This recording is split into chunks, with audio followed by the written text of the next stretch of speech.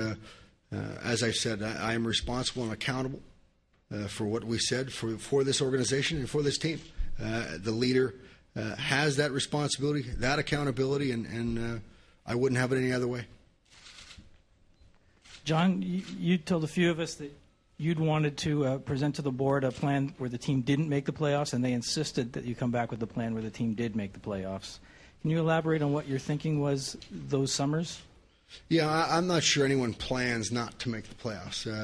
And there are some decisions that obviously have far-reaching repercussions, and there are some approaches to handling decisions that lead up to a trade deadline, that lead up to re-signings, and those kinds of conversations happen all the time between managers and their bosses and their owners. Ours is no different. Would you expect the board to act any differently with Cliff or the next general manager than they did with you?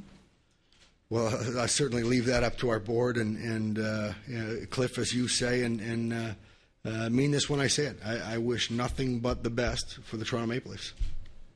Just to follow up a bit on Kevin's question, sometime in the next few months, you're going to get a phone call from somebody who's about to take this job. What advice will you give them? Well, I will start off first of all with Cliff, for instance, and he's certainly been in this business long enough that he doesn't need to contact me in that regard. But I would welcome that call if it came, and certainly offer him a great deal of insight on managing relationships, conducting yourselves along with you all in the media and elsewhere. But I'm not sure that it's a conversation that's appropriate for now or in this venue. John, there was some talk and some rumors about it that you might be offered a position within the organization. True or false? I understand that there might have been some discussion to that end. I didn't entertain any of that discussion, and nor did I seek any. John, can you look back on the 5 years and specific lessons perhaps learned that you would incorporate into your next opportunity as a general manager in this league? Yeah, most certainly, Paul. Any number of decisions, any number of, you cannot replace experience. I don't mind saying, and will say firmly, I'm a better manager today than I was the day I was hired. And whether it's attending the Board of Governors meetings and an alternate governor, obviously all of the general managers meetings and the discussions that are held offline with my former counterparts now throughout the league. There is a great deal of learning that goes on, and I think the greatest is knowing the difference between sitting in the chair of the general manager and sitting in any other chair in the organization. How anxious are you, John? I know this is a very premature question. You just lost your job today, but as you think about it, how anxious are you to get right back to work in this league? You have a contract until June 30th. There's an NHL draft before then. Is it your desire and expectation that you might be working with another organization before that time, or do you not want to rush into something?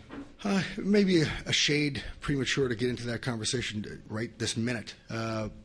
However, the thoughts have crossed my mind. There is no doubt.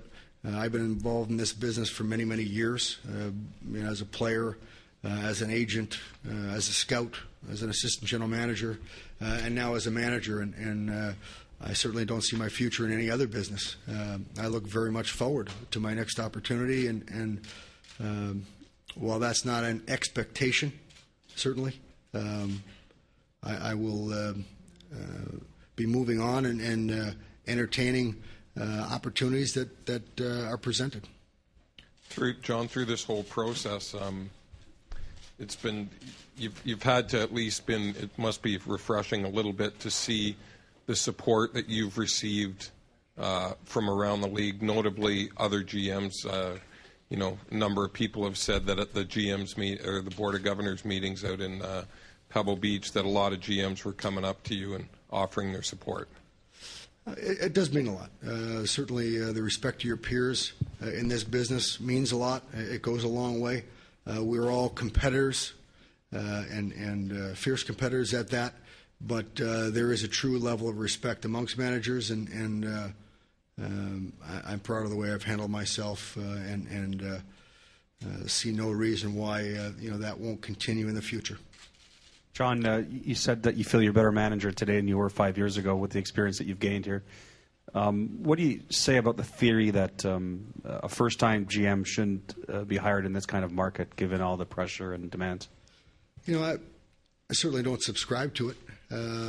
This market, and I've said this before, the challenge of the manager is no different than in the 29 other markets, and that's to get your club to Stanley Cup. The only regret I have here is that I failed to do that, and to bring this club into position to win a cup. So that challenge, from the perspective of the challenge, it's no different. Certainly there's a great deal of scrutiny. We can pick a number of markets, certainly in Canada, whether it's Montreal or elsewhere, Vancouver. So that challenge is really no different here. It's magnified. And aside from that, the challenge remains the same, to pursue the cup and to do it in any market. John, you've shown a great deal of resilience publicly, certainly in your persona. It's been a tough year for you. You've had to deal with death and illness and now the loss of a job. I'm saying it's been a tough year. How tough has this all been? What has it meant to you? Well, Howard, obviously, anything to do with family and health, whether it's my father or my father-in-law, it really is separate from any of this, any of what transpires here, and all of this is secondary to that. The support of my family is unwavering. We don't derive any self-esteem or self-confidence from this role or any other. That comes from inside, and it comes from family support, and really, I do separate the two, and so really, I don't equate the challenges, to our family, and the health, to anything that goes on here. This pales in comparison. There's no further questions, then we'll have a brief time for Thank you all. here.